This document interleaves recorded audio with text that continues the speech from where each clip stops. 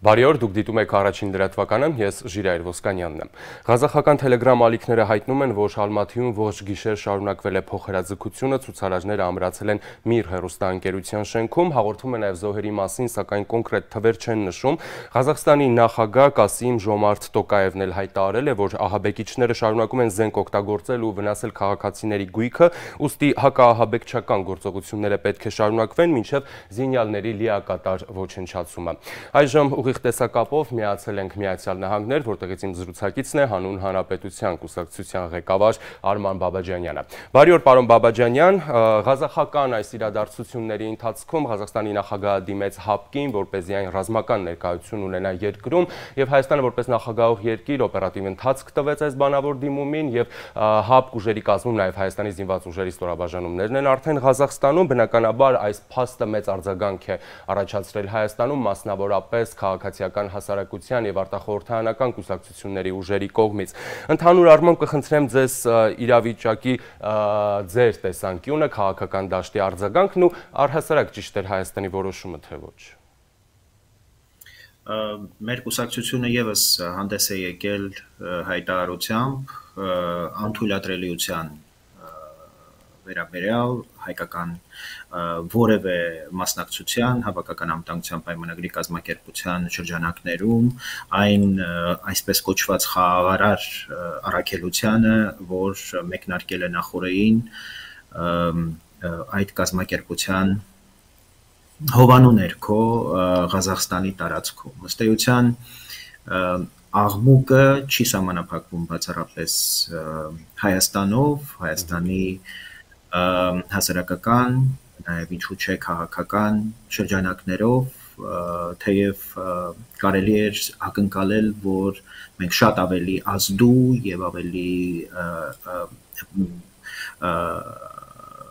բարձրաձայն այսպես վերաբերմունք կդրսևորեինք այն իրադարձություններին, որոնք հունվարի 5-ից մեկնարկեցին, որոնք եւ սկիզբ դրեցին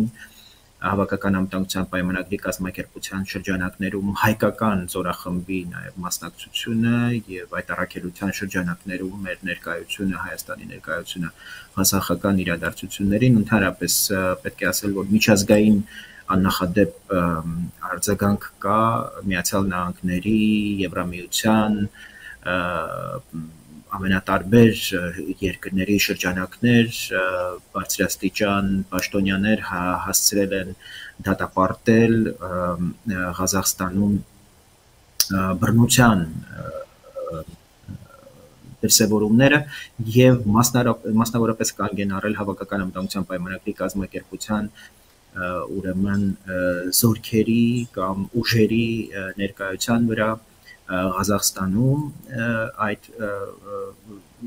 զոհերի վերաբերյալ տեղեկությունները որևէ կերպ չեն հաստատվում,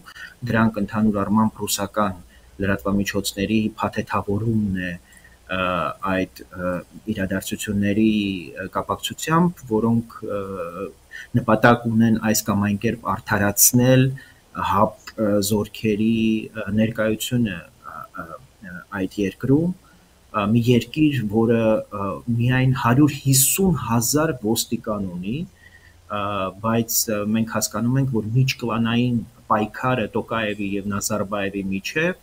հասցրել էր նրան, որ ուժային կառույցները ոչ բանակը, ոչ ոստիկանական ուժերը այլևս չէին ենթարկվում գործող նախագահ Տոկաևին եւ երկիշխանության այս իրավիճակը, որում հայտնվել էր այդ երկիրը, այդ երկիշխանությունը հաղթահարելու որպես միջոց փողոցն է ուրեմն հանդես գալիս եւ ըստ էության Ռուսաստանը եւ որպես գործիք օգտագործելով հավաքական անվտանգության պայմանագրի կազմակերպությունը իր համար նախընտրելի իշխանություն է որոշել պաշտպանել իդեմս Տոկաևի եւ ըստ էության կլանային այս պայքարում Ռուսաստանը խաղադրույքը դնում է Տոկաևի վրա, ով պատրաստ էր իր երկրի ինքնիշխանությունը զիջել եւ ՀԱՊԿ-ին հրավիրել իր երկիր ենթարկեցնելու համար բոլոր նրանց, ովքեր վերջին օրերին տարվա սկզբից ուժային այսպես հիմնական դերակատարները լինելով հրաժարվում էին ենթարկվել գործող իշխանությանը, իսկ մենք շատ գիտենք, որ այդ իշխանությունը մարիոնետի այսպես դերակատարում ուներ երկրում, երկրի հիմնական ղեկավարը շարունակում էր մնալ Նազարբայևը, թեև վերջին 2019 թվականին հրաժարվել էր պաշտոնից, բայց ՑՄԱ սահմանադրորեն ամրագրված ուրեմն դրույթով շարունակում էր գլխավորել երկիրը, երկրի անվտանգության խորհուրդը եւ ինչպես ղազախներն են նշում Հիլբասը, անկախ նրանից թե նա այս պահին որտեղ է գտնվում, շարունակում է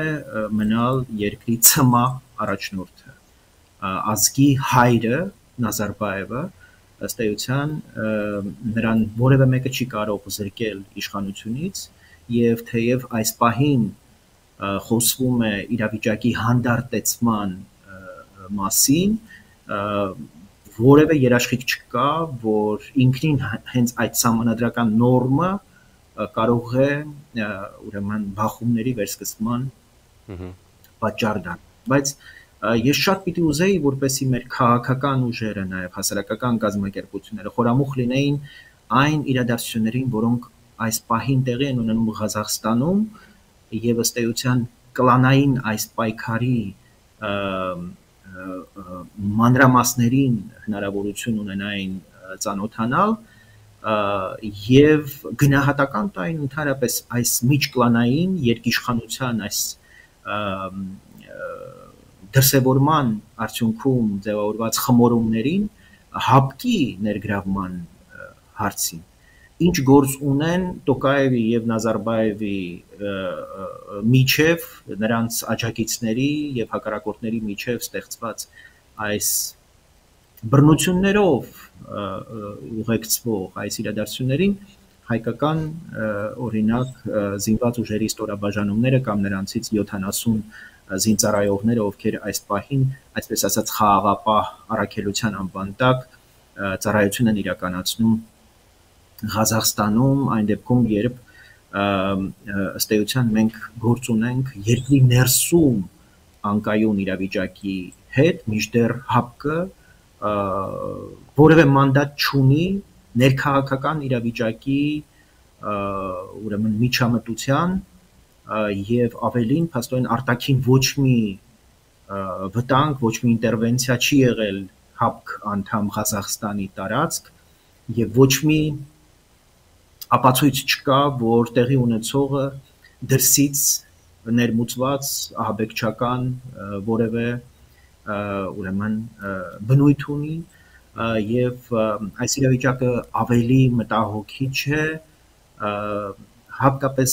ՀԱՊԿ նախագահող Հայաստանի համար, որը ըստ էության Ռուսաստանի ճնշմամբ շատ օպերատիվ կերպով արձագանքեց Ռուսաստանի Կրեմլի ուրեմն մասնավորապես Ռուսաստանի նախագահի ճնշումներին եւ առանց գրավոր ընթացակարգի օպերատիվ կերպով ՀԱՊԿ անդամ երկրները որոշում կայացրեցին բացառությամբ Ղրղստանի, որի խորհրդարանը այսօր եւս կփորձի հավաքվել եւ համապատասխան որոշումը կայացնել եւ մասնակցել այս առաքելությանը, ուրեմն զորախումբը կազմել եւ համապատասխան թվակազմը համալրելուց հետո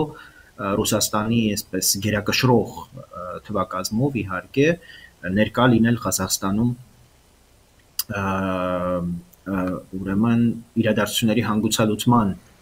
առաքելությամբ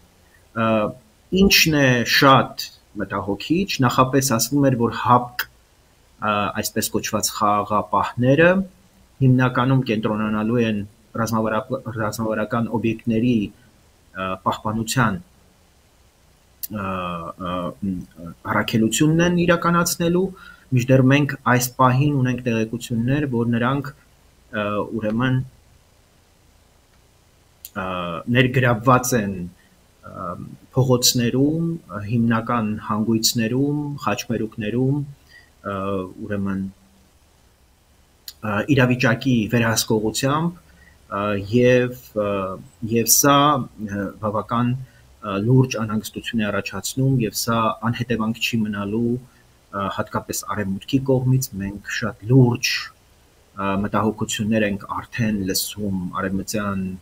բազմաթիվ ուժային կենտրոններից եւ չի բացառվում որ լուրջ պատժամիջոցներ ձեռնարկվեն ոչ միայն Ղազախստանի գործող իշխանության, որը ըստ էության խաղաղ ցույցերը բնութագրել է որպես ահաբեկչական, դրանց ըստ էության հաղորդել է բռնի, այսպես բնույթ արդարացնելու համար հավաքական համտանգության պայմանագրի կազմակերպության ուղղված դիմումը եւ արտաքին այսպես ռազմական ներկայություն իր երկրում ապահովելու հիմնավոր այսպես փաստարկ ներկայացնելու համար եւ սեփական իշխանությունը միանձնյա իշխանությունը այլևս հաստատելու եւ այն որպես միակ իշխանություն ձևակերպելու համար ըստ էության Նազարբաևի եւ Տոկաևի միջև այդ երկիշխանության իրավիճակը այս բռնություններով եւ այս ցույցերով ամբողջությամբ հաղթահարելու միջոցառումներ են, որի առանցքում իհարկե հավաքական համտանգության պայմանագրի կազմակերպության խաղաղապահ առաքելությունն է, անձամբ Պուտինի նախընտրությունը Տոկաևին պաշտպանելու եւ չի բացառվում, որ Տոկաևը ըստ էության Ղազախստանի այն առաջնորդն է հանդիսանալու, ով նաեւ Լուկաշենկոյի հետ հենակցության կազմավորման ուրեմն նախաձեռնողների շարքում կհայտնվի որպես շնորհակալություն այն քայլի, որ արվեց Պուտինի կողմից հավաքական համտանգության պայմանագրի կազմակերպության այս առաքելության շնորհիվ ուրեմն ամրապնդելու համար Տոկաևի միանձնյա իշխանությունը Ղազախստանում Չափազանց կարևոր իրողություններ կան, որոնք մենք պետք է անպայման հաշվի առնենք, ըստ էության Նազարբաևը եւ Տոկաևը միասնաբար գտնվում էին ուրեմն Սանկտ Պետերբուրգում անցյալ տարեվերջին մասնակցելու ԱՊՀ երկրների գագաթնաժողովին։ Սա ինքնին վերջին անհեթեթ այսպես ներկայացումներ, որտեղ Պուտինը առանձին հանդիպման արժանացրեց, պատվին արժանացրեց Նազարբաևին եւ ոչ թե Տոկաևին։ Եվ մշտապես Տոկաևի եւ Նազարբաևի միջև այսպես այս մրցակցությունը թե ով է երկրում իրական դրության տերը եղել է միջև վերջին իրադարձությունները հիմնական այսպես քննարկման առարկան եւ Տոկաևը ըստ էության կարողացավ Ռուսաստանի իշխանություններին համոզել, որ ինքը արժանիորեն կարող է նույնիսկ Ղազախստանի ինքնիշխանությունը կասկածի տակ դնելու գնով ուրեմն դառնալ հուսալի այն գործընկերը Ռուսաստանի համար, որը արժանացավ նաև Ռուսաստանի պաշտպանության, իսկ Ռուսաստանը ըստ էության դիմեց իր կողմից վերահսկվող հավաքական անվտանգության պայմանագրի կազմակերպությանը, այստեղ չափազանց կարևոր է հասկանալ Թուրքիայի դերակատարությունը, Թուրքիայի նախագահը զանգահարել է նախորդին Ադրբեջանի, Ուզբեկստանի եւ Ղրղստանի ղեկավարներին, որոնցից եւ որևէ մեկը ուրեմն ռազմական ներկայություն չունի այս պահին Ղազախստանի տարածքում։ Մենք շատ լավ հասկանում ենք, որ Ղրղըզստանը առաջիկայում դառնալու է թուրքական ռազմական ներկայության համար հարմար երկիր եւ այդ է պատճառը, որ Ղրղըզստանը լինելով հավաքական անվտանգության պայմանագրի կազմակերպության անդամ երկիր Թուրքիայի հետ այսպես բավական ջերմ եւ սերտ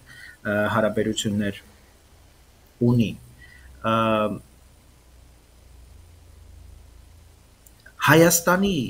կայացրած որոշումը բավական խնդրահարույց է նաև այն իմաստով, որը ներկայացվում է Հայաստանի իշխանությունների տարբեր այսպես իշխանական ներկայացուցիչների կողմից, մի բան չափազանց կարևոր պետք է նրանց հիշեցնել, որ հնարավոր չէ գնել սեփական երկրի անվտանգությունը այլ ժողովուրդների արյան գնով, այն ինչ այսօր փորձ է արվում անել։ Եվ սա հիմնական ուղերձը պիտի լինի հայ հասարակության սեփական իշխանությանը, որ այո 44 օրյա պատերազմից հետո մենք մշտապես անվտանգության եւ ապահովության խնդիր ենք դրել մեր ռազմավարական գործընկերոջ առջև։ Եվ այսօր Հայաստանը Հավաքական անվտանգության պայմանագրի կազմակերպության այս առաքելության կազմում իր մասնակցությունը հաստատելով փորձ է անում ինչ որ կերպ Ռուսաստանի ռազմավարական գործընկերոջ պարտականությունները կատարելու այսպես համար հավելյալ ջանք գործադրել։ Սա ուղղակի պետք է իմանալ, որ որևէ տեղ չտանող ճանապարհ է, ինչպես եւ մեզ համար ապագա չունեցող ճանապարհ էր, թե հավաքական անվտանգության պայմանագրի կազմակերպության անդամ դառնալը, մնալը եւ թե Եվրասիական տնտեսական միության անդամ դառնալը 2013 թվականի սեպտեմբերին, երբ մեզ հրամցնում էին, որ այդ անդամությունը ավելացնելու է Հայաստանի անվտանգությունը, մենք տեսանք, թե այդ խոստումները եւ այդ անդամությունը ինչպես ապահովեց Հայաստանի անվտանգությունը։ Մենք կարծում եմ բավական լուրջ նորանոր սպառնալիքներ ենք ստեղծել մեզ համար այս քայլով, այս որոշմամբ եւ մեզ տքնաջան աշխատանք է սպասվում նախ դուրս գալու այս փոսից եւ վերականգնվելու, որովհետեւ մեծ հարված է հասցված Հայաստանի հեղինակությանը, մեր գործընկերությանը եւ այն փաթեթներին, այն համաձայնություններին, որոնք Հայաստանին հավելյալ ուժ կտային եւ ժամանակ կտային ոտքի կանգնելու եւ իրավիճակը հաղթահարելու բոլոր իմաստներով, հատկապես տնտեսական, անվտանգային եւ տեխնոլոգիական, որոնք մեզ համար չափազանց էական եւ առանցքային են այս շրջանում։ Շատերը այս իրավիճակում նաև Հայաստանում խոսում են այն հնարավոր վտանգների, հեռահար վտանգների մասին, որում Հայաստանը իրեն դրեց մասնակցելով այս գործողություններին, բայց տեսեք, դուք հիշեցիք օրինակ Ղրղըզստանին, այո, որտեղ խորհրդան այդպես էլ քվորում չապահովեց, որպեսզի նրանք եւս զինված ներկայություն ունենան այնտեղ, Հայաստանը խորհրդանական երկիր է, որտեղ է Հայաստանի ազգային ժողովը, ինչ անելիք ունի այդ քաղաքական ինստիտուտը, երբ նման խնդրահարույց, վճռորոշ եւ կարեւոր իրադարձությունների ժամանակ խորհրդանը լուռ է ինչպես միշտ։ Գիտեք, խորհրդանը Հայաստանում երբեք էլ չի ունեցել առանցքային դերակատարում, Հայաստանում խորհրդարանական կառավարում 2016 թվականից ի վեր սահմանադրության ընդունումից ի վեր չի եղել Հայաստանում սուպեր վարչապետական կառավարման համակարգ է եւ վարչապետը իրեն վերապահված իշխանությունից օգտվելով կայացրել է որոշում, որը վստահաբար կարող եմ ասել, այլ որոշում չէր կարող կայացնել, որովհետեւ Հայաստանը հատկապես վերջին պատերազմից հետո անվտանգային այնպիսի միջավայրում է, այնպիսի պայմաններում է, որտեղ այո Ռուսաստանին մերժելու գուցեև հնարավորություն չուներ, բայց միևնույն ժամանակ շատ տարակուսելի է, թե որքան անկարող եւ անօգնական է Հայաստանի քաղաքական ներկապնակը, որը գիտակցելով հանդերձ թե ինչպիսի մեծ սպառնալիքներ է առաջ բերել այս որոշումը հապկում նախագահող Հայաստանի վարչապետի կողմից ընդունված որոշումը, մենք համարժեք քաղաքական արձագանքներ չենք տեսնում եւ մենք չենք տեսնում, որ վարչապետից բարձրաբանումներ պահանջող նախաձեռնություններ լինեն եւ խորհրդակցություններ սկսվեն, որպեսզի մենք հասկանանք, որ ըստ էության կայացված որոշումը հստակ պլանավորված է եւ մենք կարող ենք առնվազն հույս ունենալ, որ այն ավելի մեծ վտանգներ առաջ չի բերելու առաջիկայում եւ նոր սպառնալիքներ չի ստեղծելու Հայաստանի համար անվտանգային իմաստով եւ նաեւ ինչու՞ չէ Արցախի համար մենք շատ լավ գիտենք, որ Ռուսաստանի հետ մենք կապված ենք մի շարք այսպես կապերով, որոնք առնչվում են Հայաստանի, Արցախի անվտանգությանը, միաժամանակ մենք արևմտյան գործընկերների հետ ունենք չափազանց կարևոր պայմանավորվածություններ եւ այդ պայմանավորվածությունները էապես առնչվում են Հայաստանի ժողովրդավարությանը եւ ժողովրդավարական հեղինակությանը, որը այս որոշմամբ մեծագույն հարվածի տակ է վել եւ չի բացառվում, որ մենք առաջիկայում լրջագույն խնդիրներ ունենանք այս իմաստով։ Ընդամենը դեկտեմբերի առաջին կեսին Հայաստանը աշխարհի ժողովրդավարական երկրների հետ մասնակցում էր հանուն ժողովրդավարության գագաթնաժողովին Միացյալ Նահանգների նախագահի այսպես ներկայությամբ եւ գլխավորությամբ։ Այս պահին լինելով Հավաքական անվտանգության պայմանագրի կազմակերպության անդամ երկիր, Հայաստանը լրջագույն հարվածի տակ դրեց իր ժողովրդավարական հեղինակությունը, իսկ մենք գիտենք, որ 2018 թվականից ի վեր Հայաստանը եւ Եվրասիական տնտեսական միությունում եւ հապկում մշտապես այդ բռնապետների ակումբում առանձնացել է իր ժողովրդավարական իմիջով,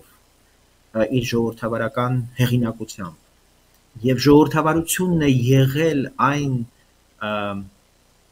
միակ լեզուն, որը մեզ հաղորդակցվելու հնարավորություն է ընձեռել միջազգային մեր գործընկերների հետ, քաղաքակիրթ աշխարհի հետ, Եվրամիության հետ, Եվրամիության առանձին երկրների հետ, Միացյալ Նահանգների հետ եւ ժողովրդավարությունն է Հայաստանին հնարավորություն ընձեռել դիմագրավել այն մարտահրավերները, որոնք առաջացել էին 44-օրյա պատերազմից հետո, եւ մենք հասկանում ենք, որ այդ մարտահրավերները չեն չեզոքացել, այդ սպառնալիքները չեն վերացել եւ դրանք հաղթահարելու համար Հայաստանին նորանոր, այսպես կարողություններ են անհրաժեշտ տնտեսական, քաղաքական բոլոր իմաստներով, որովհետեւ այս վերջին որոշմամբ հունվարի 6-ին կայացված այս որոշումը մեծագույն հարվածի տակ է դնում Հայաստանի անվտանգային սպառնալիքները հաղթահարելու միջազգային գործընկերների հետ դիվերսիֆիկացված դրանք հաղթահարելու բոլոր հնարավորությունները այն արձագանքները, որ այս պահին լսում ենք Միացյալ Նահանգների օրենսդիր գործադիր իշխանության շրջանակներից ուղեղային կենտրոններում տեղի ունեցած քննարկումների արդյունքներում հիշատակումը հատկապես Հայաստանի վարչապետի կողմից նախաձեռնված օպերատիվ այդ քննարկումը եւ մի քանի ժամվա ընթացքում կայացված որոշումը զորքեր ուղարկելու Ղազախստան չափազանց մտահոգի չէ, չկա մի պարբերական, չկա մի լրատվամիջոց միջազգային, որը հատուկ Ղազախստանի իրադարձությունները լուսաբանելիս կանգ չառնեն Հայաստանի Նիկոլ Փաշինյանի կայացրած որոշման եւ այն իրադարձությունների նկարագրության, որոնք առնչվում են Հայաստանի 2018 թվականի իրադարձություններին, հեղափոխությանը եւ Նիկոլ Փաշինյանի դերակատարությանը այդ հեղափոխությանը եւ կայացված որոշմանը, որը վերաբերում էր Հավաքական անվտանգության պայմանագրի կազմակերպության խաղաղապահ այս առաքելությանը եւ Հայաստանի որպես նախագահող երկրի կայացրած ուրեմն որոշման։ Շնորհակալ եմ պարոն Բաբաջանյան, մեզ մանրամասն եւ հանգամանալից իրավիճակը ներկայացնելու համար։ Հարգելի հեռուստադիտողներ, ուղիղ տեսակապով զրուցում էի Հանուն Հանրապետության կուսակցության ղեկավար